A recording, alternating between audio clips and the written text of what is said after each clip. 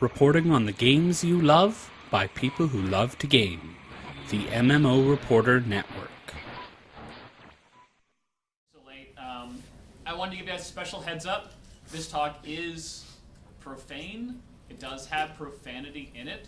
If you find yourself, okay, I like the applause. When you find yourself especially offended by profanity, especially offended by harassing terms or sexual innuendo or anything like that, please cover your ears. You can see the slides afterward. Actually, you know what? Just don't even look at the slides. You know, just leave. That'd be great. Be the best thing. It's not like PAX isn't very G-rated anyway. I mean, like Jerry and Mike will run around all day and say fucking shit like nothing else. But seriously, don't say it, I didn't warn you. So, anyway, I wanted to get started. It's 12:50. Oh wait, never mind. Sorry, my laptop is still on East Coast time. So it's 10 p.m. right now. My talk is called "The Worst of the Worst: Hacking, Exploitation, and Abuse Within Online Games." Hopefully, you guys are very excited about this.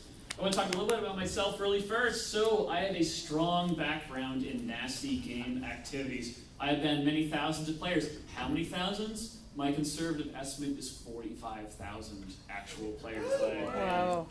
I've worked on close to a dozen titles, if you include expansions. My standout games are EVE Online, Lord of the Rings Online, Dungeons & Dragons Online, Asheron's Call, and Game of Thrones. So you see up there several of the titles I've worked on. Some kids games, some first-person shooters, some you may know, some you may not know. I actually ended up cutting my teeth on EVE Online starting way back in 2004. Before then, I was just a regular script kidding and troller and whatnot. I worked my way through there to Turbine, eventually working on Lord of the Rings Online for its launch, Dungeons & Dragons Online, Asheron's Call 2 relaunch, which is very fantastic. Now I'm currently working with a company called Disruptor Beam in Boston. We make Game of Thrones Ascent, which is a social and browser game based on Game of Thrones, working with HBO and George R.R. Martin. So as I've said, I politely escorted tens of thousands of players at a game. I traded a long time ago, years ago, my band cannon to command a band brigade, which is fantastic, and now I'm working on Game of Thrones. So I decided that this talk was going to be a little bit of a choose your own adventure, except I am choosing your adventure for you. You had a couple options. Option one was the terrible, horrible truth. Oh, it didn't. Terrible, horrible truth. This is what I would talk about at GDC. GDC is filled with a bunch of professionals. Those professionals are terrified of players, and they enjoy the sort of mixed emotional, horrendous reactions they get from thinking that players might have some kind of reaction. Maybe even they might hate their games. But instead I'm going to go with stories. It's filled with rainbows. Oh, shit. Rainbows and happy people and people throwing hats up in the air and everything. By the way, I really like that cat photo. It's one of my favorite photos. My cat is actually angrier than that when we met him, which is pretty amusing. So anyway, I decided to go with stories, because you guys really want to hear stories. In fact, that was reiterated this afternoon. I went to a customer service talk, and the best, well-received part of it was telling the crazy shit that happens in customer service. So that's where I'm going to start. So what are we talking about? Abuse, from harassment to sexist and racist chat to defamation. This is really fun. You guys have all heard about harassment. You've all been harassed, ideally. You've seen sexist and racist chat. You've seen people calling you a motherfucker. You've seen people defaming you. It's all fun. We've all seen it. If you've been on the internets, then you've seen it. We're also going to talk about exploitation of intended and unintended game mechanics. Y'all have seen that too. If you've played an online MMO, you've seen hacking. You've seen people run around running 3 times the speed they should. You've seen people run around with 8 gazillion gold when you only have 12. It's pretty nasty. And we're going to talk about hacking, both for players and for game infrastructure, something that is actually the least specific thing I can talk about, precisely because I'm still under NDA and many other legal requirements to not talk about what I've seen here. But I think we can start off with Mike and Jerry's, internet fuckwad theory, which I think has been proven many years many times over the years, which is that a normal person plus anonymity plus an audience equals a total motherfucking fuckwad. I hope you all realize that this is one of the inherent truths of the internets in the last 20 years. I have been on the internet since at least 1994. I have been both terrible and wonderful. And one of the things that I found over the years is that anonymity plus normal people does bring out the worst in them and the best of them. But I wanted to start off first with profanity. Profanity, let's get this out of the way, profanity is funny as shit. Profanity is one of those things that you see every day on the internets. It's probably the oldest issue in online games, and it changes as quickly as it gets filtered. One of my favorite quotes comes from Urban Dictionary. Profanity, a linguistic crutch for the inarticulate motherfucker. I have seen profanity of so many different flavors and so many different types, it's kind of unbelievable. It's one of those things when my wife comes up to me and she says, "This is full of shit," I say, "No, that's not strong enough. This is full of a bag of putrid cow shit," which hasn't been putrefying for very long, but long enough that you smell it and you think, "That's putrid cow shit." She thinks, "That's really very specific." Here. But let's get going. So, beyond profanity, we have things like abuse and trolling. Let's be very clear here. Profanity is not abuse and trolling. Profanity could be you playing a raid boss. Profanity could be you rolling into a portion of the world and you say shit. That's it. That's all you say. You say shit. Shit is an exclamation. Fuck is an exclamation. They are intensifiers. When I was in college, my roommate decided that to get around all the profanity restrictions of our college, he would use the word Viking instead of any other profanity. So he would scream out in the middle of class, "This Viking test is too hard." Professors had no idea what he was talking about. They thought he was Nordic. I mean, in his defense, he was like 6'2" and blonde. But he would yell out Viking in the middle of everything, and I would say, "This Viking test," and they would say, "That's Viking ridiculous." It actually confused the hell out of people when we were playing online games because we would say, "Y'all are Viking terrible." And they would be like, I don't know how to respond to that. Is that good or bad? I'm not sure. Like, Vikings were pretty badass, but you called me terrible. It was actually pretty amazing. We were in college when Counter-Strike Source came out in 2004, and we ended up owning noobs with the op pretty much 24/7 to the very serious detriment of our grades. And we ended up spending a lot of time using profanity on Counter-Strike. If you've ever played Counter-Strike, you know that profanity is born on Counter-Strike. It's one of those things where you roll up and someone has a spray in front of there and the spray literally just says, "Fuck you." That's it, it's just words. There's no photo in it at all. It just says, "Fuck you." And you think like, well, it's actually better than a lot of sprays I see in Counter-Strike. But abuse and trolling is a little different. Abuse is not just profanity. Abuse is defamation, trolling, harassment, and slurs. When someone tells you to eat shit, they are abusing you. When someone says, "Shut the fuck up, noob," they are abusing you. By the way, that sums up all 200 games of League of Legends that I have played. Whenever I talk to my friends at Riot, I'm always like, "You don't understand. I am the only noob that has played 200 games of League of Legends."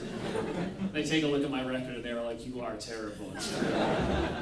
You may be thinking right now, your presentation is bad and you should feel bad. This is something I've seen many times. Defamation, abuse, and trolling and harassment, all of this stuff contributes to a nasty, negative environment. I'm going to tell you my first story. My first story, and I hope to bring many of these if you know me at all, which most of you don't. I talk unceasingly at work. In fact, when my coworkers heard that I was giving a talk at PAX, they're like, "Fantastic, he'll be out of our hair for a week and a half. This will be amazing." I have seen a lot of abuse and trolling in online games, and one of the most amazing examples of trolling I've seen is something I called cake farts. It started off with cake. I was the one that took this ticket. At the time, I was a senior game master at Turbine, and I got a ticket complaining this guy was saying Cake Farts was a wonderful website that you should visit. So initially I thought, cakes are nice. I like cakes. Who doesn't like cakes? And I thought, well, what about farts? Farts aren't that great. So then I ended up visiting the website, and I really don't know what I expected. Cake farts is exactly what you think it is. It is nude people squatting onto an iced cake and farting into it. The IT department did not know what to think of my browsing history.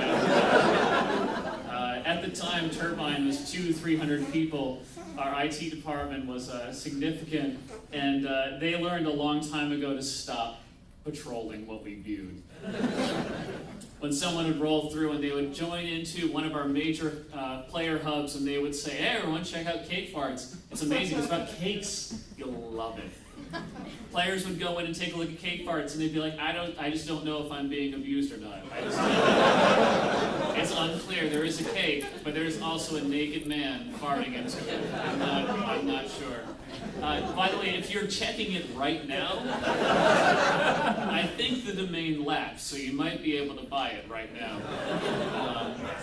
It was one of the weird elements and one of the weird things I've ever seen in my life when I was actually being paid to check out a website about people farting in cakes. Definitely one of the weirder things. And not one of the things I'll tell my children either. It'd be like, "Hey Dad, tell me a story about the time you worked in the games industry." Well, not that story. Maybe when you're older. Outside of, at least exploitation, it's a little different from harassment and abuse. Y'all have seen harassment and abuse. If you post in a forum, chances are you've had someone abuse or harass you in that forum.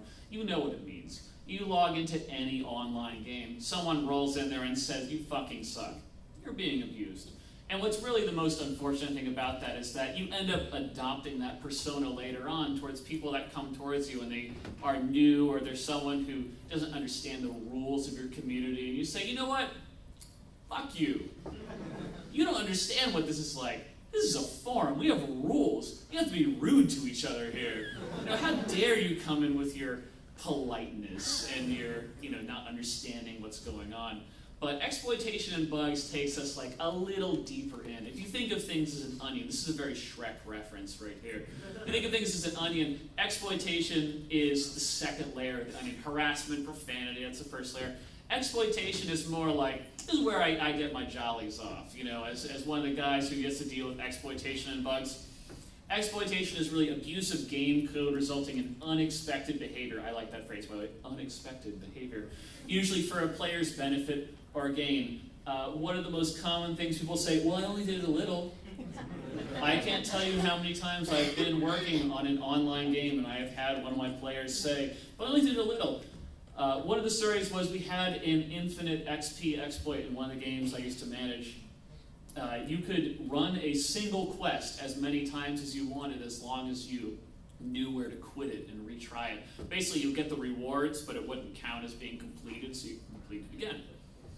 Very common. By the way, this happens in most online games. I would be shocked if any online game company never had something like this in it. So I actually had a player come up and said, "Well, I only did a little." I was like, "Well, I actually show you completing that quest 3,000 times in the last 18 hours. So I really want you to define what little is, because you know what people normally complete? Once. They complete that quest fucking once. That's what it is. Because it can only be completed once, unless you're exploiting. So at that point he was like, "Well, I do see your point. I can see how you might think I was exploiting." The other thing is, like, if you don't want me to do it, it shouldn't be in the code. This is actually a favorite of my current job, one of our senior QA testers. He loves this. Because he sits there and he gets bug reports all day, and the bug report will say, "Well, if you didn't like this, it shouldn't have been in the code." And he's like, "Well, you know what's not in the code in the simulation of life? Fucking killing people." But you're not allowed to do it. It's not okay. So we'll actually end up submitting, people will say like, "Well, I was totally able to do it. Just because I malformed a packet and sent incorrect information back to your server, your code let me do that. It's totally okay." It's like when you cook meth in your house and you then sell it to minors, God put that code in the game. But I don't think he intended to let you abuse it. You get like once, and then the cops come and arrest you. That's the way things work. And then, of course, my favorite was, "How did you know?" How did you know I was exploiting that content in the game? I had a player come up to me and say, like, "Well, how did you know I was cheating the game? One of the best things, the Mines of Moria expansion for Lord of the Rings Online, at the time I was a very intense player of Lord of the Rings Online. I actually did many, many, many quests and many, many raids in the Mines of Moria expansion. I've been involved in Lord of the Rings Online well before the alpha phase of the actual launch. I've been involved in launch and went all the way through like Rise of Rohan expansion and up towards the beginning of the new Helm's Deep expansion. So when Moria came out, one of my jobs was to basically play with pugs, player groups, and figure out what exploits they were doing. They'd be like, okay guys, we're going up to this next quest. I think I should let you know, I have a shortcut, should we do it? And I was like, yes. We should totally do it. So they were like, let's do it. So they go ahead and they do this thing, and it like bypass 20 minutes of a raid or quest or whatever, and they're like, don't tell the GMs. And I'm like, don't worry, I won't. I've been writing it down in an Excel document the entire time. So the next day I'd end up submitting a bug, and the bug would be like this giant 12-step repro thing where it'd be like, here's how you exploit this entire raid. It's really amazing. And I'd be like, how did you know? How did you know how to exploit? That's pretty amazing. Did you know that the GMs figured it out at the same time we did? That's pretty incredible. And they would actually talk in voice chat because they didn't know that we could snoop on voice chat. So we'd be listening to them chatting, and they're like, hey guys, we can't talk and chat in regular text because they can see that. We have to talk in voice chat. And I'm like, pray tell.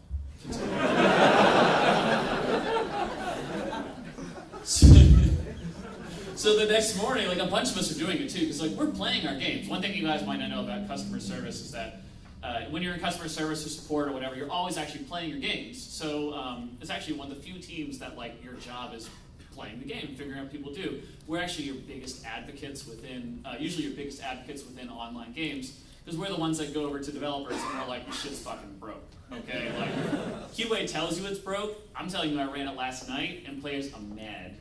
They're not just mad, they're mad. That's Boston for mad. I can tell you, Turbine being in Boston, having lived in Boston for many years, there's mad and there's Irish mad. And Irish mad is what a lot of players get, and they hate on you pretty bad.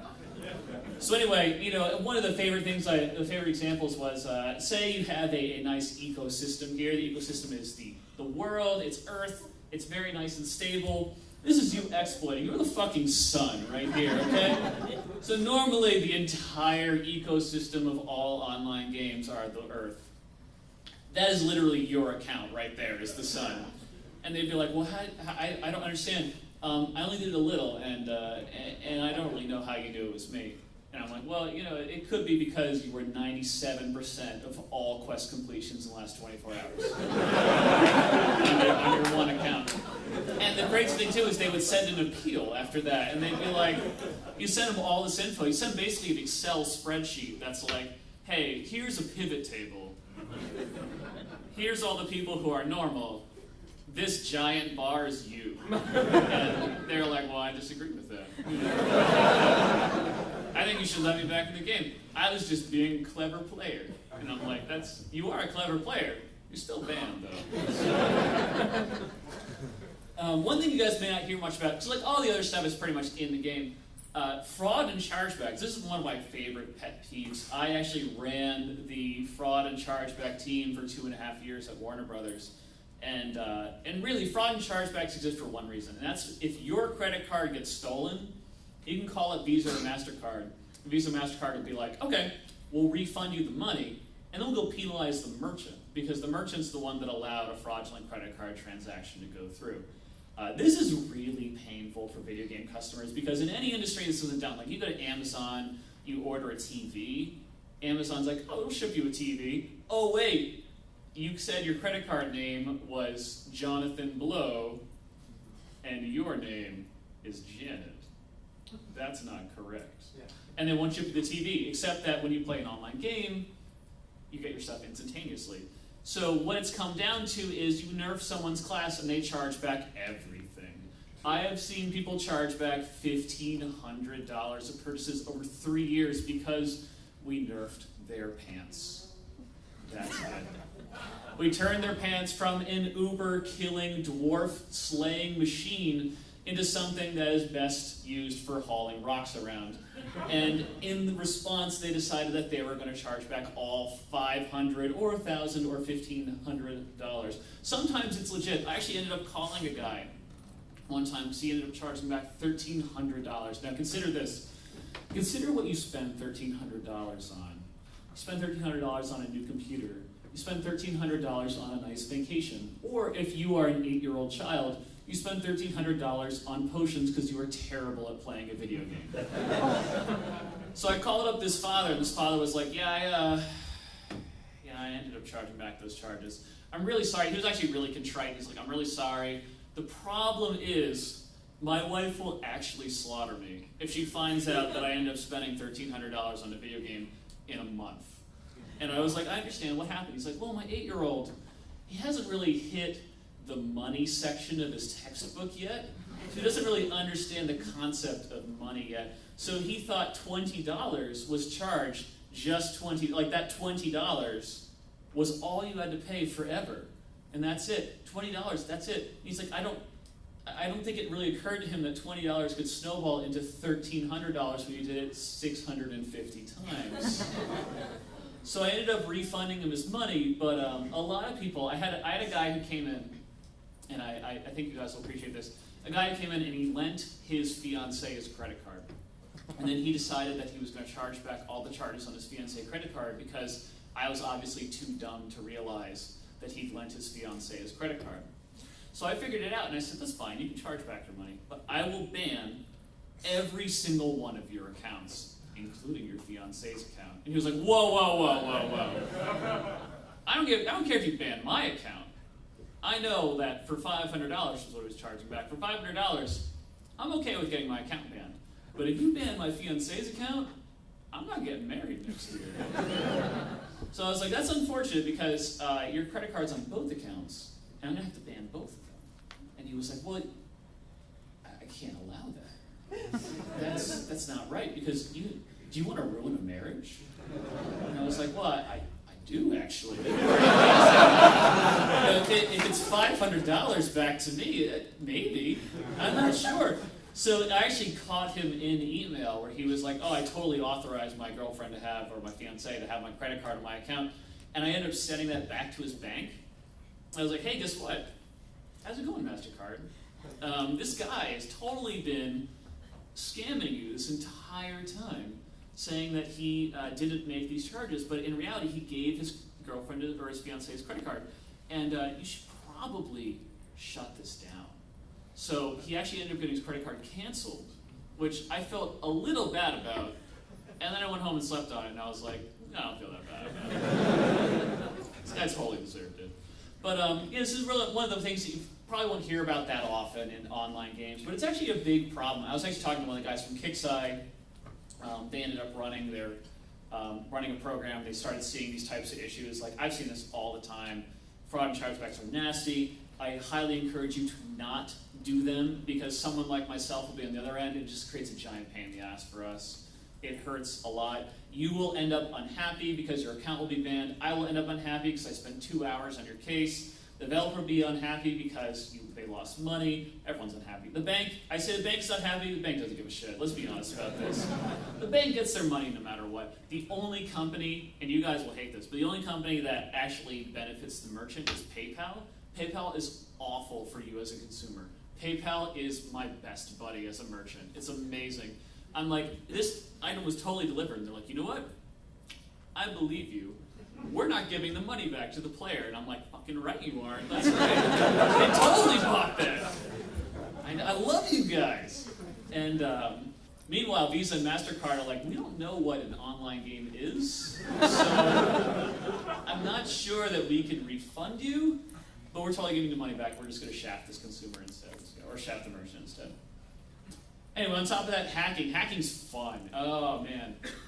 So I pulled this straight from Wikipedia. Hacking seeks and exploits weaknesses in computer security. By the way, that's a direct quote from Wikipedia. Mainly, you'll be thinking of black or gray hat hackers.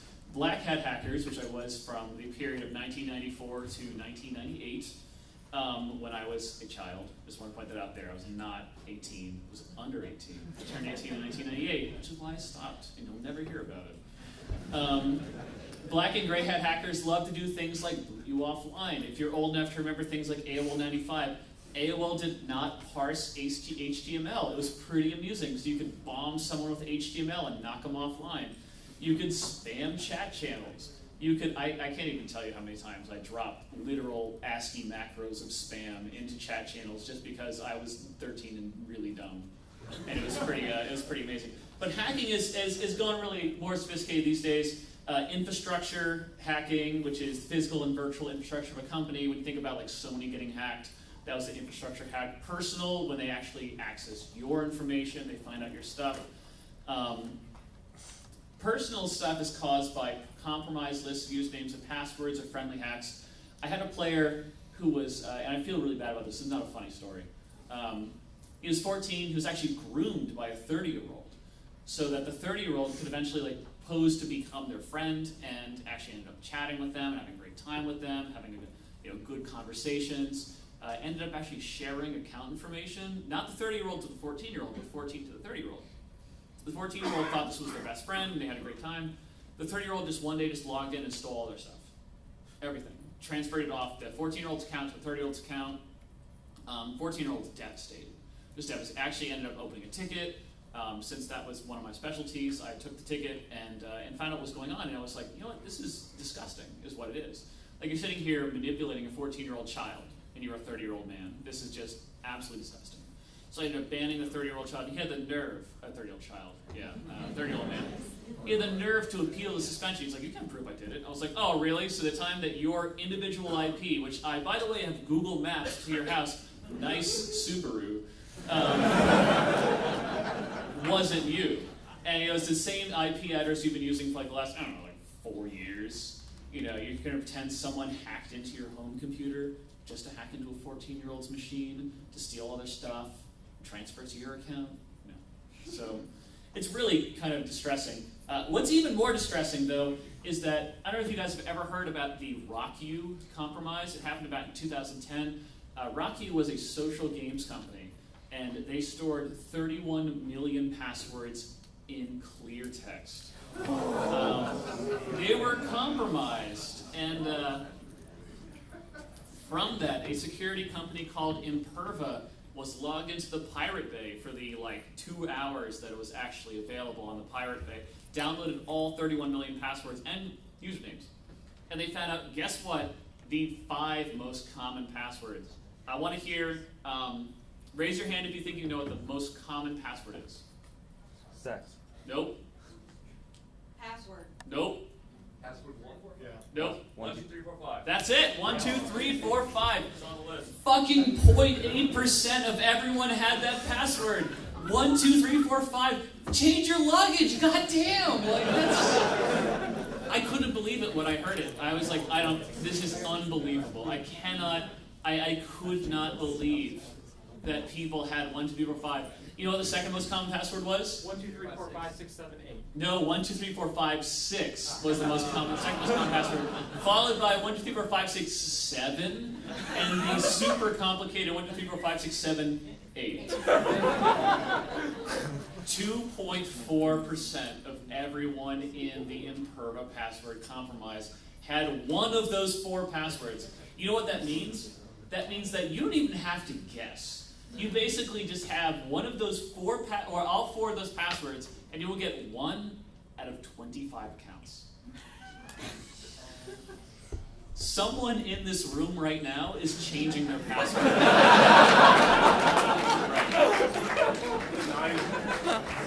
They're like, oh shit, I gotta change that right now. I actually ended up mirroring this study with my own, I would point out, it's completely anonymized. I ended up pulling passwords, completely anonymized passwords, about 300,000 or 400,000 of them, and ran my own statistical analysis on them when I was doing security work, and ended up finding basically the same thing. RockU had a lot of social, like music games and rhythm games and things like that, so it wasn't really the same correlation as like high fantasy or sci-fi games. But 12345, still the most common password, which made me really despair for the future of humanity. I was like, really? Even nerds don't think about something other than that? Password was up there, by the way. One of the worst things that came out of that was that the top 5,000 most common passwords were used in 20% of all accounts. Just think about that for a second. I will share you a tip that I have. I use a unique password with every product I sign up for. And it sounds very difficult to do because you think, how do I understand, how do I know what my unique password is? It's actually very simple. You have a core passphrase. You have something else, like a connector, and you have the name of the site you're signing up for. So I'm very active on Reddit and Imager and things like that. So when I log into Imager, my account is core password, connector, Imager. That's it. And everything you do will be unique. It will be a unique, long password, very difficult to crack. Every single password will be unique. It's relatively easy to remember. You don't have to worry about some bullshit like another forum company or forum website getting hacked and all of a sudden your password for your fucking Bank of America account is out there. Which, by the way, when I first started doing this work, I was like, I gotta change my Bank of America password. What's that? Too long a password, wasn't it? Too long a password. I'm very careful to keep my password 16 characters or under. Because some places will restrict you to 16 characters for code reasons. Because I couldn't fit one because Bank of America was too long, so I used BOA. I use BOA as well. Yeah. Do we have the same password? What's your connector? It's 1, 2, 3, 4, 5. BOA.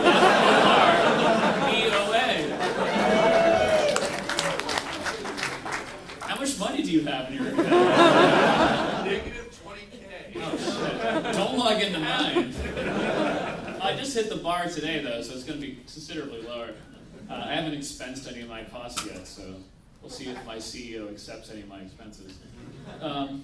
Okay, so we'll skip through this, though. Infrastructure stuff, I can't talk about too much about this. During Q&A, if you guys want to ask questions, I'll try to answer some stuff. But infrastructure is fucking dumb because all of us are compromised because we're idiots. Basically, you get a rootkit on your machine. The most common way to get a rootkit on a machine, you allow uploads. So I have seen many forum software packages that say, you can upload images, but why don't you upload anything else? Let's upload a fucking executable onto a web machine. That sounds great. Let's upload an executable called hackme.exe, and we'll just go ahead and run that. SQL injection is one of the more common ones. SQL injection, basically you inject a database script into your website. A great example is... So I actually saw this happen. It was a SQL script that would run and look up your account information, but it wasn't protected. So someone was like, look at my account information, and while you're at it, return everything in this database. That'd be great. So you actually end up embedding a SQL statement within a SQL statement. So someone was like, I want to see everything in the database. And then when you're done with that, if you could, return my password request information. That'd be great. So they actually ended up pulling it was 7 million records for passwords and emails and everything like that. Maybe very sad. PHP and Apache out of date. A lot of people use web servers based on PHP and Apache. Keeping them out of date is a great way to get your ass hacked. And then Microsoft patching. Jesus fucking Christ. The number of servers I see, web servers, are like, I'm running Windows 2003. And I'm like, that's awful. You shouldn't do that. Windows Server 2008 is a great example. So Windows Server 2008, Apache, PHP, MySQL, and MS SQL, all of those have critical security updates. If you are in this audience and you run a web server or you run a system that has a web server, update your web infrastructure. While I cannot talk about anything that may have happened in the past, I can tell you that this is very important and will lead to bad things happening. So I'm going to get a little deep right now. So y'all have been laughing, and you're very, very kind for laughing at my jokes and my stories. I'm gonna dig a little deeper right now, and that's actually going to be a little hard for me. And it's the first time I've talked about such a large crowd. But I want to talk about the personal cost of all these issues. So we've talked about harassment and abuse. We've talked about hacking. We've talked about exploitation. But one of the things that isn't really talked about is that when you work in this stuff, and you work as both a player and as an employee, work is a persistent stressor. This is something that's actually really hard for those of us that work in the online games industry. I actually ended up in 2011 having to go to the hospital to get some serious diagnostic stuff done because I thought something was actually physically wrong with me. What was different was that it was actually personal stress colliding with professional stress, which ended up causing some very serious physical side effects and symptoms to me. It took a while for me to figure that out. And it was actually kind of cool because I got to see like a barium swallow, so that was something like on my bucket list. I was like, yes, put radioactive material inside my body and watch it go through. Check. So that was pretty fun. But like work is a persistent stressor, and when you guys go through these things, as a player that's hacked, as a player that's harassed, as a player that's abused, this is stress that acts upon you. And whether you acknowledge it or not, this tends to be something really nasty that happens to you. And it's not good, and you shouldn't stand for it. Stress is not good on your body. When you have personal stress, like I had a lot of family stress at the time, I had a lot of professional stress at the time. If you all feel something similar, then go talk to a counselor. Go talk to a doctor. It's just something it's not just about the game industry. If you're in the medical profession, if you're in the rapid response and crisis management profession, if you're in the hospitality profession, or you're in like customer service or retail, like that's nasty. I used to work retail, and I used to have people come up to me and be like, your product is shit and you are shit. And I was like, I'm not shit. Product may be shit. I'm not shit. It's really pretty serious. I dealt with a lot of self-esteem and self-worth issues. You will not hear this outside of this talk. Every online company I've ever worked with has a suicide policy. And I don't mean a suicide policy for employees, although they could probably use one. I mean a suicide policy for your players. I actually had, I'm very fortunate, I only had one. I had a player who was in crisis. And the player was very upset and had nowhere outside of the game to go. They had a very shitty home life. They had no real friends they felt they could talk to. And so I was the one that took the ticket. The ticket came in, so I'm not feeling well, I'm not having a good time in the game, help me out. So I ended up chatting with them. And they were like, I'm in crisis, I'm killing myself. And so here I am, a customer service rep. And granted, a senior customer service rep. I've done a lot of customer service in the past, but I'm literally talking over chat with this person. And they were saying like, I don't trust my parents, I don't trust my family, I don't trust my friends. Here I am reaching out to you as a customer service employee, and that is a serious weight to place on someone's shoulders. I ended up trying to help her out, talking her through it. I ended up calling the crisis and response line and her local precinct. I'm very glad, by the way, at the time that everyone had a credit card attached to their account, so I was able to figure out where she lived and call the local 911, say here's her address, someone's in crisis, you should go check them out.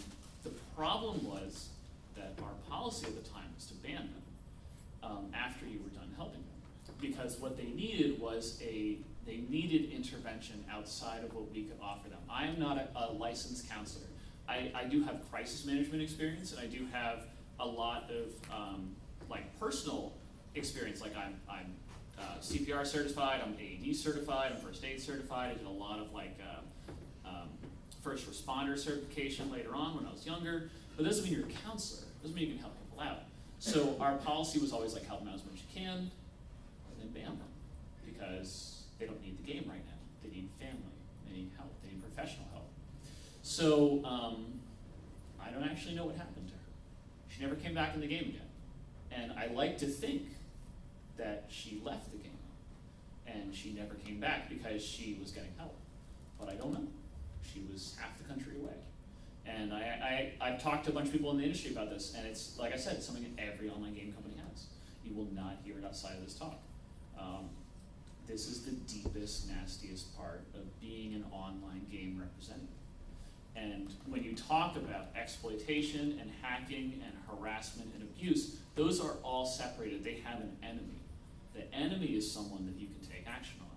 And at the end of the day, when you go to sleep, you can feel good because you took action on the enemy. This person is not an enemy. This person is someone who needs help. And it was really rough on me. And it's been really rough on a lot of people I've talked to. It comes down to a lot of the same issues that you see with, you feel like you're under fire in customer service. I use this because I know many feels, bro, that a lot of people have in the game industry. It's very rough. You see things like casual racism and sexism. I've been on 4chan for a decade. I have seen I have seen the worst the internet has to offer. I have seen everything from pedophilia to necrophilia to war disasters and war crimes to shock sites. I am fundamentally broken when it comes to knowing what is offensive and what is not offensive. This is something I hope all of you can take away from this talk, is that we are broken as game developers and game consumers, because when you take your culture outside of PAX, outside of Gen Con, outside of San Diego Comic-Con, you realize how disassociated you are from regular life. Someone could show me Tub Girl.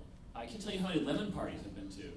And I think it's funny as shit. I'm like, bring it on. In fact, this morning we had the panel, which was 6-second game pitches, and one of my 6-second game pitches was 2 girls, 1 quap. And,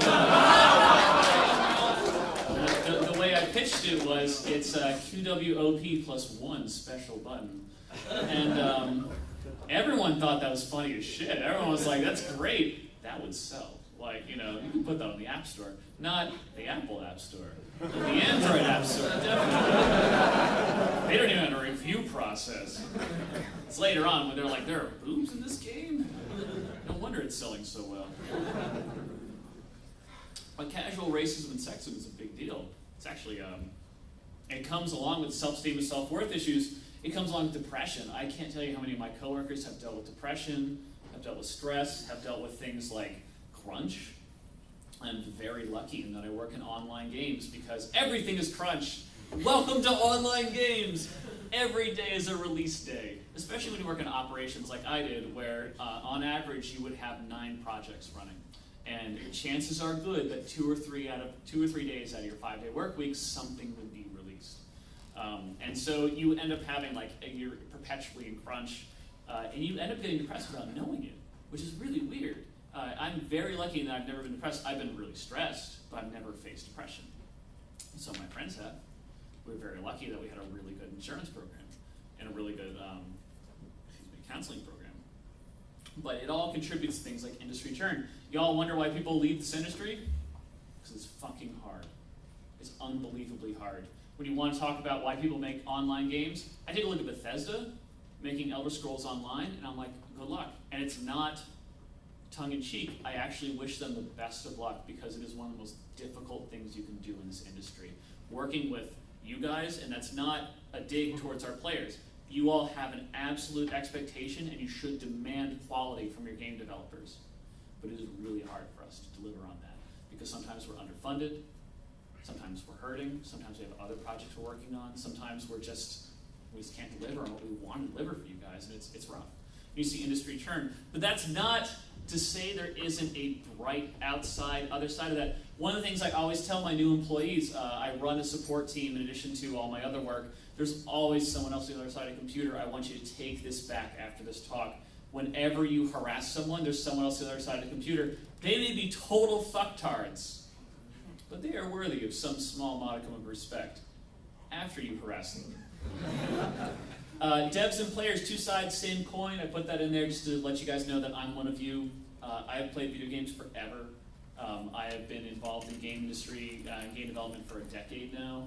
It's one of those things where, I feel you. When you guys are angry. I'm your advocate. Sometimes people forget that. But, you have to remember that people can be assholes and saints in the same day. I can't tell you the number of times I've seen someone be like, you know what? Fuck you. Fuck your game. Fuck you personally. Fuck everyone you know. And then they turn around the next day and they're like, oh, you don't know how to do that quest? I know how to do that quest. Let me help you out. I had a player submit a 978-page ban appeal to me one time. I told this earlier in the customer service talk. 978 pages. He wrote out a paragraph of profanity, decided that was not enough. Copied it, pasted it, 4 pages long, decided still not enough. Copied the 4 pages. Pasted 100 pages of that, decided, you know what? It's not a big enough middle finger yet. Copied 100 pages, pasted 978 pages worth, sent it to my Outlook inbox. My Outlook fucking crashed when I tried to open it. I had to hit Control A to copy it all and paste it into Word. Word crashed. I didn't know what to do. It finally loaded. I saw the page count go 100, 200, 400, 900, 978. I was like, I'm not even mad. I'm impressed. Like, I ended up unbanning him too, because I was like, you know what, it deserves some kind of response. You know, like, don't do it again. But I was amused. I actually ended up forwarding it to the rest of the support team to see what they did. So like, what's this? Oh, my Outlook crashed.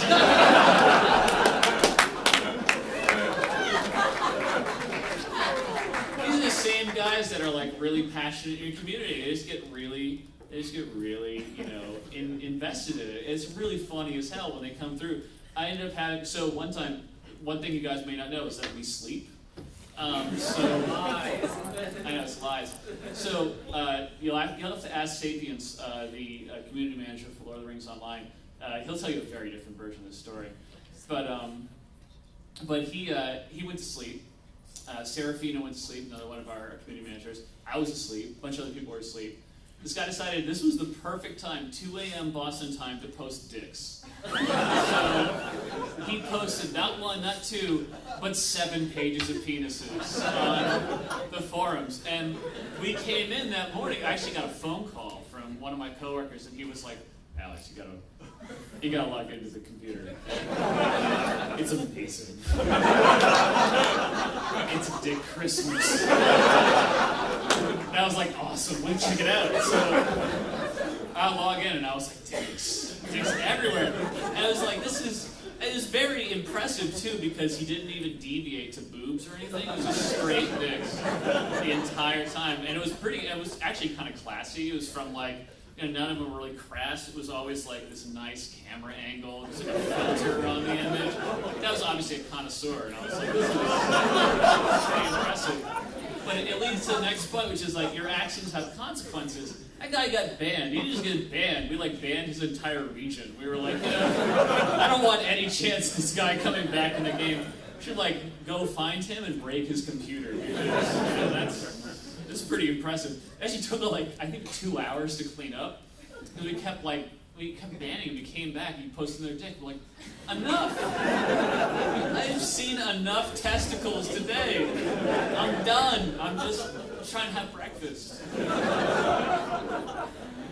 And then the last thing you guys can do is have fun. Like, this is like it's something I tell every game developer and every game player. I'm like, you gotta have fun. This is an industry about having fun. You gotta have fun. If you're not having fun in the game, please don't take it out on us. Just stop playing. Because that's the best thing you can do, is stop playing. I have played games that I haven't had fun at, and I'll provide targeted feedback back to the developers. I'll be like, I didn't have fun for these reasons. Not like, I didn't have fun, so I'm bombing you. We've actually had one bomb threat that I'm aware of. And this is, I don't want to say it's a funny story, but it's a story. So we had a player who's banned. His ban appeal was, I'm going to bomb your building. I hope I don't have to say that this is a very terrible way to get unbanned, because we called the FBI, and the FBI showed up at his house and arrested him. Which I was like, you don't need to arrest him. I hope you'd like shake him down a little bit, take his computer, maybe like, I don't know, like hit his computer once or twice. They arrested him and they were like, you can't have a bomb threat against a business. And he was like, I was just joking. It's like going to SeaTac Airport here and being like, hey TSA, guess what I have in my package? Nitroglycerin. And TSA is like, guess what we have? Naked pat down. You ready? So it's like, we have the same thing too, where, you know, I just want you guys to have fun when you play our games. I've had 4 death threats, personally, which is, I think, 4 too many. I mean, like, 1 maybe. And I was telling people earlier, you know, like, only 1 I really took seriously. Like, you all take them seriously, but there's serious, and then there's really serious. Really serious was when a guy was in Pennsylvania, and it was legitimately possible he could drive to Boston and find us. And we ended up calling the cops, called dispatch on him. You call cops on every one of these. Like, anytime someone, well, unless it's super dumb. Like, if you're just talking to someone on a ticket and you're like, I can't help you, and they're like, I'm gonna kill you. You're like, get banned for 3 days. You know, it's not. This guy was like, I'm gonna find where you are. I'm gonna find your address. I'm gonna take a knife. I'm gonna cut you. I'm gonna cut you a lot.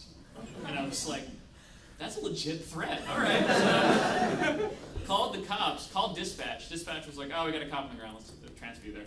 I was with my manager at the time. The manager was like, we got this. We're gonna get this bastard.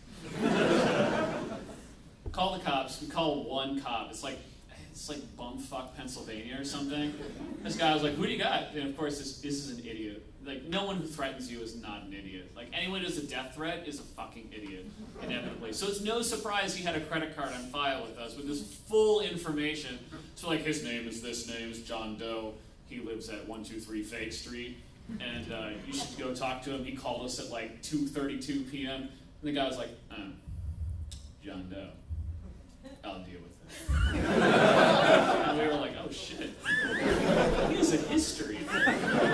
So the cop went and talked to him. The guy, John Doe, of course, was like, I have no idea what you're talking about. I don't even know what Lord of the Rings is. I don't even, did George R. Martin write it? And the cop was like, just don't call him again, okay? Like, seriously, I really don't want to arrest you, okay? So he called us back up and he was like, if he calls you again, just let me know and I'll arrest him. That was actually one of the funnier ones, which is kind of depressing. I had one guy show up, so my boss is, so my boss is an ex-cop, former boss, was an ex-cop, currently a lawyer, practicing law, and was a director in the company, and is huge. Like, not just small, but huge, and not just tall, but huge. Like, he's a big dude. And he would always joke about having guns in his car, and none of us could tell if he was serious or not. We're like, he's an ex-cop. He'd be like, let me break on my AR-15. Well, you don't have an AR-15. Do you? Do you have ammo for it? So he actually ended up standing in the building one time. This guy was like, I'm coming to your building. And, oh no, you know what? Forget that story. That story is not as funny. I'm saying a different story. Story about how another example of crazy, though. You know what? I'm just going to skip this really quick. By the way, I just want to point out the bottom right. I've done some Wikipedia. The actual title of the bottom right photo is Adults Playing. For reals, that was what Wikipedia captured it as. I thought that was amazing. Okay, before I tell you a story, you guys get stories afterwards. I promise. I talked to the enforcers. Maybe we'll have some extra time to talk about stories. I'm going to just give you a case study about how broken you are. Try not to laugh. The backstory behind these was that we were testing the filter of a children's game. By children, I mean 6 to 9-year-olds. This was a company that claimed their filter was amazing, and they were COPPA compliant. In case you don't know what COPPA is, Children Online Privacy Protection Act. It protects, or is supposed to protect children from nasty predators. It's supposed to make sure that children are protected from the general public. So we decided to test it. We actually spent an hour. A large proportion of the population of our audience, audience being the people at the company, decided to participate. We were going to break this filter. So we decided to see what was filtered and what wasn't. Balls! I could eat them every day, straight through the filter. That was great. Custard candy. One of my favorites. One Jingle Bells. That was good. By the way, I want to point out that at least 10 of these came from one person. We actually have around 1,600 phrases that made it through the filter, and he's responsible for at least 800 of them. We actually had to tell him to stop. We're like, you're done. You're out. Like, you cannot keep on breaking the filter. We'll get to your question in a minute. Say you are my candy man. Again, keep in mind that this is 6 to 9-year-olds.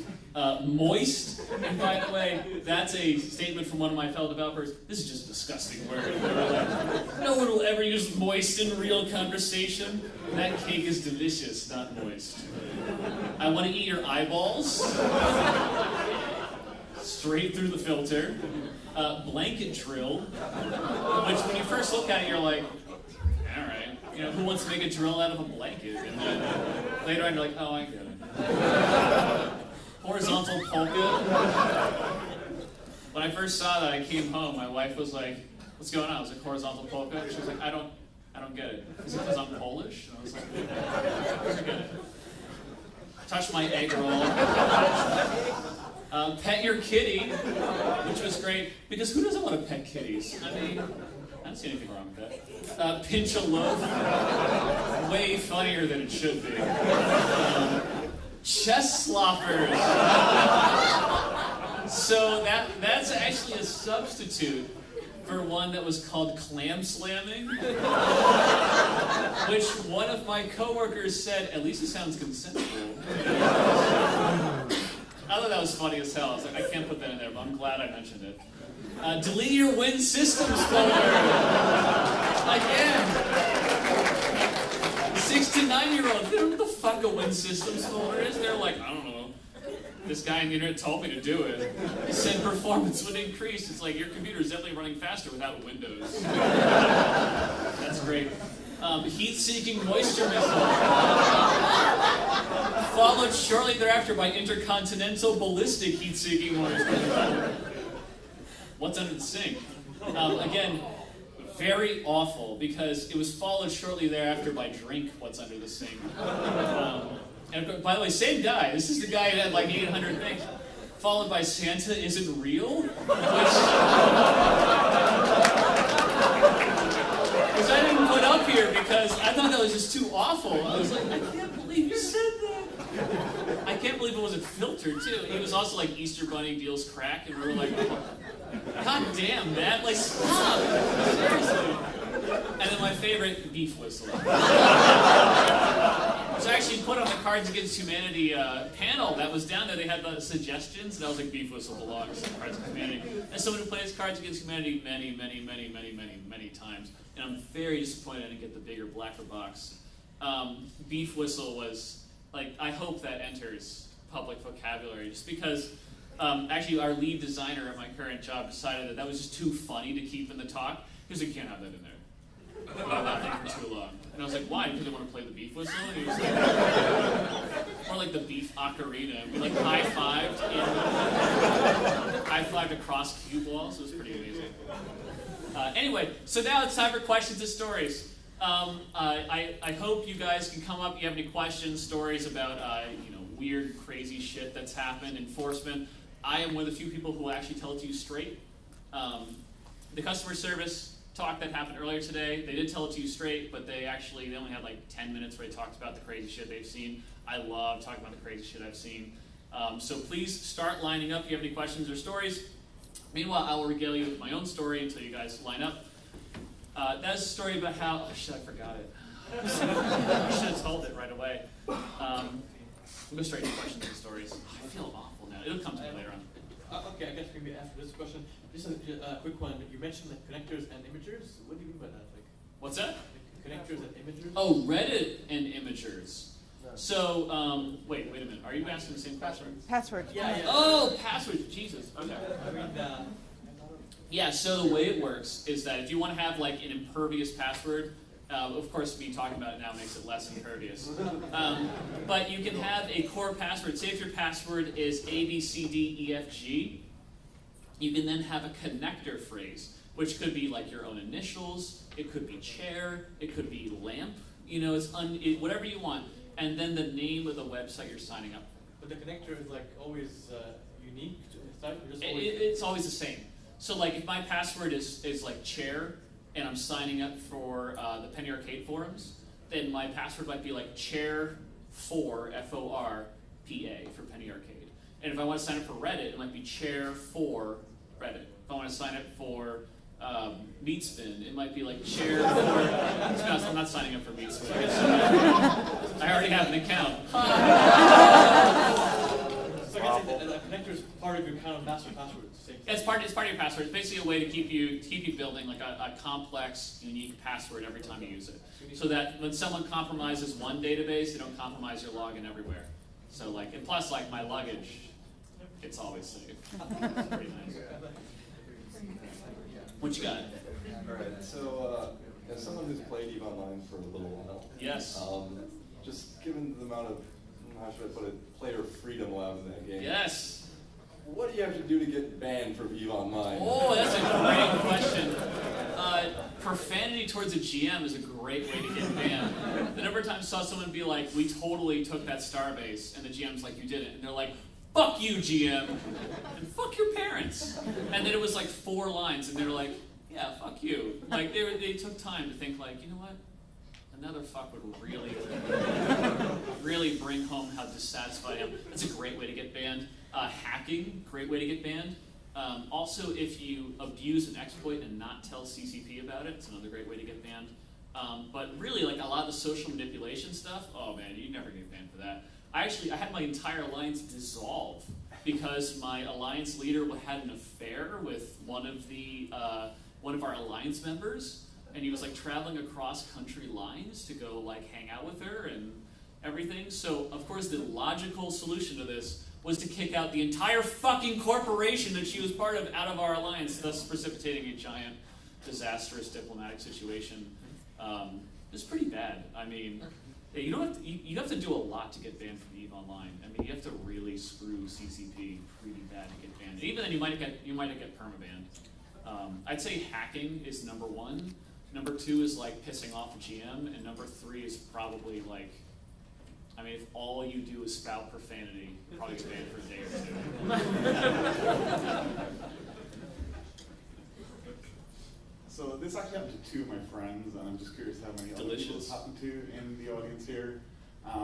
Sitting at home playing on their Xbox and PS3. Happily just playing online, but not plugged into the chat channel. Sounds like a lot of ban appeals I get. Just bitching them out of it and telling them like how much they hate them and how much they fuck their mother and all that sort of shit. And 20 minutes into it, having somebody say, "We can hear you," and realizing that either their Kinect or PS3i was still plugged in. Oh yes. So I actually, so one of the fun things I've ever done is like when you would use in-game chat, like not Ventrilo or TeamSpeak or something, you could listen to what people are saying. So like listening to people's tickets, like answering them on tickets, and listening to their voice chat with like, I'm talking to GM right now. We're totally gonna get this raid completed for us. It's gonna be amazing. And then they're like, well, hold on, I gotta talk to them back. And I'm like, hey, do you need help right now with the raid? And they're like, oh yeah, the raid totally bugged out. And in voice chat, they're like, it didn't bug out. We're gonna get the loots. That's gonna be amazing. And then I'm like, you're not gonna get the loots in chat. And they're like, they can hear us. So yeah, you can totally do that. It's pretty amusing. Like I actually don't know that much about Xbox, but if I was a customer, like specifically in abuse and exploitation and like nasty situation rep for Xbox, I would totally tap into people's connects. I don't know if they can do that. I just want to point out, I don't know if they can do that. If you're busy being naked in front of your connects, I don't know if they can do that. I'm just saying, if they could, they might be doing it. Well, no, it's just a case where the other players cared because they forgot that Kinect automatically has the microphone turned on all the time. And you know, when you're home in the privacy of your home, sometimes you say things you wouldn't say in public. Absolutely. And I tell my guy to fuck off all the time. So that's pretty good. I actually like that a lot. The Kinect is one of those weird, bizarro things. Like I know when Xbox One was announced, a lot of people were like, the Kinect is going to be the NSA, and they're going to be listening to everything. And I'm like, you don't understand. Microsoft does not care. One of the things you guys should realize is that voice chat takes forever to parse through. Every time I'm talking, so like if you want to listen to me make some kind of incendiary statement during my talk right now, you have to listen to the entire thing. It's really painful. So if you're talking in voice chat and you're worried about someone listening to voice chat, people who are listening right then you should be rightfully concerned about, because your players may report you for being a racist, ignorant asshole. But if you're concerned about Microsoft finding out about it, A, they have to have the storage space to store all that chat, and B, someone has to listen to it, and C, they're not going to do that. So it's just a lot of time. Like having talked to the Microsoft guys, I'm like, do you have guys to do that? They're like, please. No way. We barely have time to read our chat logs. So. I was wondering, how important are numbers actually in passwords? So numbers are awful in passwords, to be honest. I'm going to be completely and utterly blunt here. The only thing that saves you in passwords is length. So when you end up creating a password and you have someone say, create a password that has a capital letter and number, it is better than having 1, 2, 3, 4, 5 as your password. But it is not ideal. So most of my passwords vary between 12 and 16 characters in length. That's because if you try to brute force them, it will take a long time to brute force them. That doesn't mean that I'm going to be unhacked. That's why I use unique passwords for every location I go to. That means that if I do get hacked somewhere else, it's unlikely they'll hack one of my other locations. One thing you guys should know is that there are tables of passwords and usernames out there. If you want to take a look on Pirate Bay or other less scrupulous locations, you can find rainbow tables of MD5 hashes. You can find, if you don't know what MD5 hash is, that's fine, just look it up later on in Google. You can find tables of cracked passwords and usernames, and you may find your password and username on there. What saves you on the internet is anonymity, that no one wants to find you. If I stood out there today in the middle of PAX and I said, I will offer you $10,000 to hack my accounts, tomorrow they'll be hacked. The only thing that saves you is anonymity, and it is terrifying to think that. And it will take a leap of faith for you guys to sit there and think that the only thing saving you is that no one cares about you, but that is amazing. As soon as you get on front of anything in front of the public, people start caring, and they start hacking you, and they start listening to you, which is even worse. Like, I don't have a Twitter feed because I don't want my thoughts going out in public. Like, I have a public Twitter feed, like a corporate Twitter feed, but I can control myself when it comes to corporate chatter. When it comes to me being with my friends and family, I don't want that being on the internet. It's pretty rough. And so, like, same thing with passwords. The only thing that saves you is anonymity. And ultimately, if your anonymity is compromised and people care, having long passwords that are difficult to crack, that are non-standard and unique. It's very hard. You guys will find it a pain in the ass to do, and most of you probably won't do it. But it is one of the few things that will actually help save you if you ever get compromised on another website. The number of times I've seen tickets from people saying, your systems are hacked because I'm hacked. And it turns out that it's because they were hacked on another website. It's pretty rough, and you should take steps to protect yourself in every case. Dual authentication, Blizzard's Authenticator, it's a great idea. If someone else has a dual authentication system, go for it. If you can use your phone to dual authenticate, go for it. I set up all my Google accounts, my PayPal account, a lot of other stuff. They all dual authenticate through my phone. If I don't have my phone with me, I probably shouldn't be logging into Google anyway, because I'm frankly tethered to my phone and I'm a device whore. So let's be honest here. But that's one of the things you should really think about: a long password, unique password, and anonymity. That protects you. Sure. What do you make of things like the League of Legends Tribunal trying to use social media kind of to do what you do? Do you think it's effective? Oh my goodness. So the League of Legends Tribunal, you had to open that up, didn't you? It just seems like it's, The problem with League of Legends Tribunal is it's all fucking public. So this is hard. Because on the one hand, I like the idea of players policing themselves, because it's similar to our personal idea of like a jury of your peers. I'm not sure as an asshole you want to have a jury of assholes, but a jury of like League of Legends players, okay. Actually, I don't want to be tried by League of Legends players. But the idea of a jury of peers sounds very appealing, except that if it's just me and you, everything can be private. I take the privacy of our players incredibly seriously. When you get banned, no one will find out about it unless you tell them. So I am very, very serious about the privacy of you guys as my players. And most of my friends who do this sort of work are equally serious. Tribunal does away with that.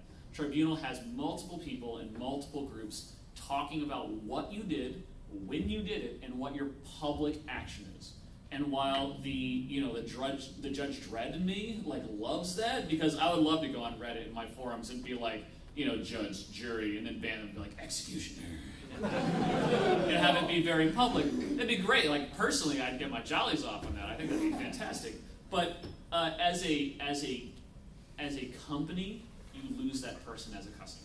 And just because someone is an asshole does not mean that they shouldn't be a customer of your game. I work for Game of Thrones right now, so Game of Thrones is all about backstabbing and nastiness. EVE Online, all about backstabbing and nastiness. Just because you're an asshole and because you go over the line sometimes does not mean I don't want you as a customer. It just means that I need to tell you where the line is. And in fact, I never view banning as punishment, ever. Banning is education. So when you guys get warned and you guys get banned, it is education from me. In fact, I go out of my way to explain what you did wrong and why you did it. The tribunal does not do that necessarily. A tribunal punishes, it does not educate. And that is the biggest problem I have with it. I want to keep you guys as players. Even if you're a jerk, even if you're initially a jerk, sometimes you change, sometimes we need jerks.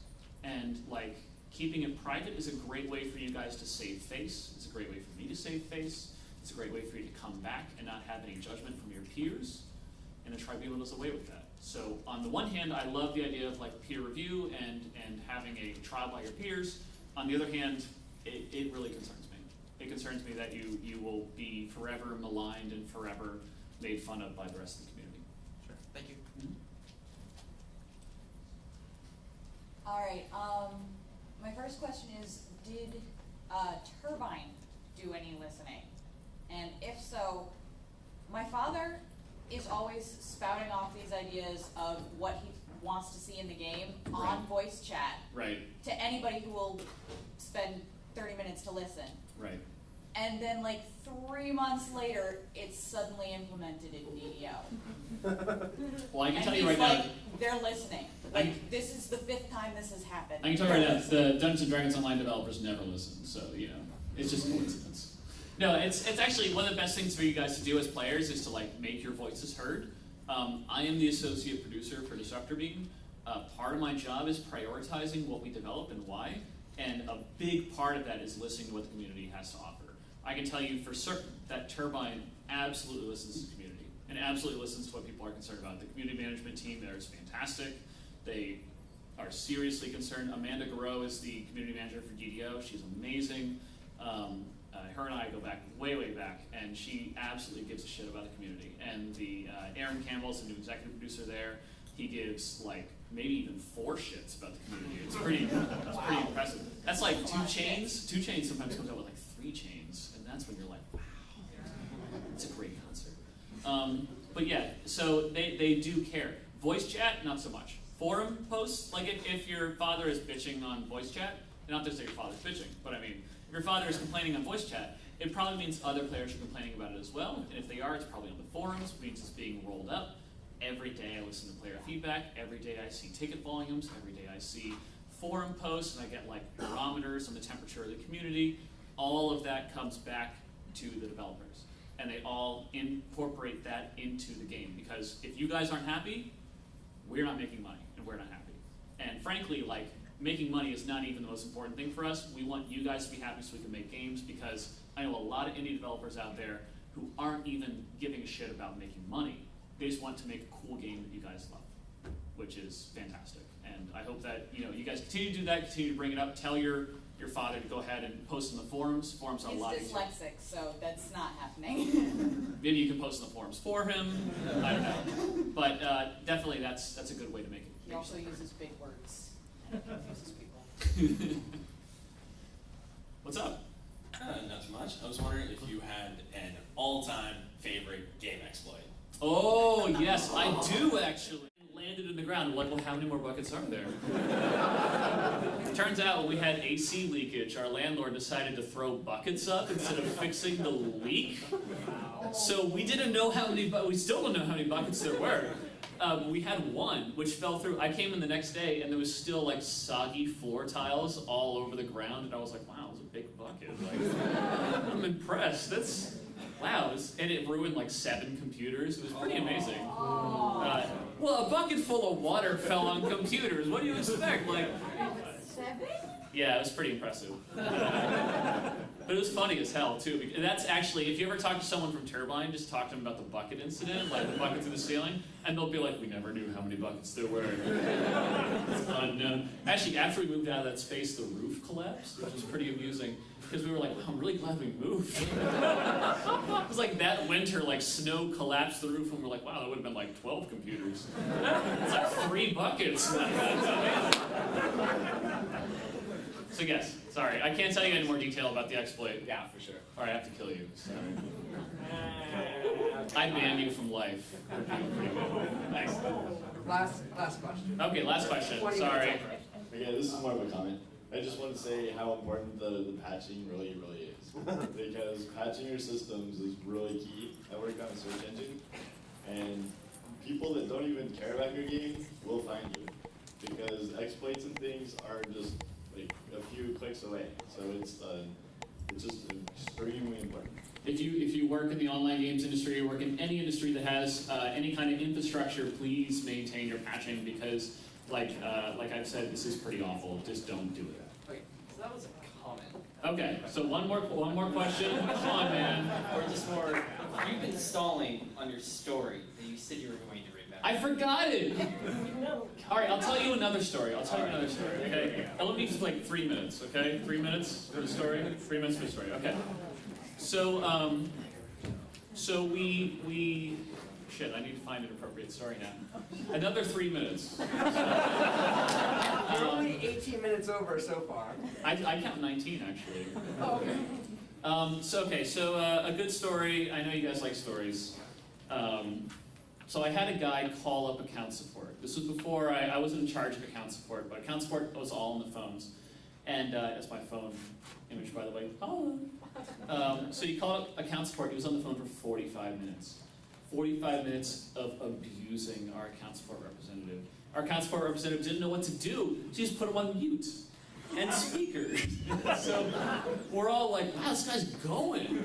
He's just going. And he just started ranting. It was like 5 minutes of ranting. And every once in a while you take him off speaker, like, okay, well, is there anything I can help with? No. And so you're like, okay, click. And just put him back on mute and speaker, like, guy's still going. So I was there, and this was when I was working late. I used to work 4 p.m. to 1 a.m. on shifts, which is nasty. 4 p.m. to 1 a.m. with Wednesday and Thursday off. This is the rough story. I've missed Thanksgivings, I've missed Christmases. My wife had to cook a turkey. I was terrified. She was like, I don't know how to do this, so I left her 2 pages of instructions on how to cook a turkey. She followed them to the letter, and turkey was amazing. Which just goes to show that I'm pretty good at telling you how to make a turkey. So if you guys need any advice on making turkey. So 45 minutes. It's 8:15 when this begins. It's 9 p.m. And finally, my buddy's like, I have to cut him off. It's 9. Like, I can't stay. I have to go home. And he was like, do you,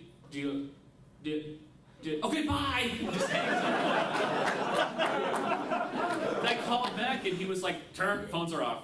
So he got the phone tree and was like, I'm sorry, all phones are currently disabled right now. You know, please call back. He called back tomorrow and he got the same guy. It was pretty amusing. Like, you could see who was calling. So my buddy like picked up the phone again. He's like, hey, do you have a problem? And he was like, no, I just, bye. Just hangs up. Calls again. He's like, do you have a problem yet? I just want to rant. Bye. Just hangs up. We had the same thing, and eventually he was like, I'm not going to get anyone else, am I? He was like, no. You are always going to get me for the next 5 years. Like, you know, every time you call, I'll pick it. If you have a problem, I'll help you. If you don't have a problem, I'm hanging up on you. And the guy was like, fair enough. Anyway, if you want to hear more stories or anything else, let me know. I'll be outside. And thank you so much for coming out.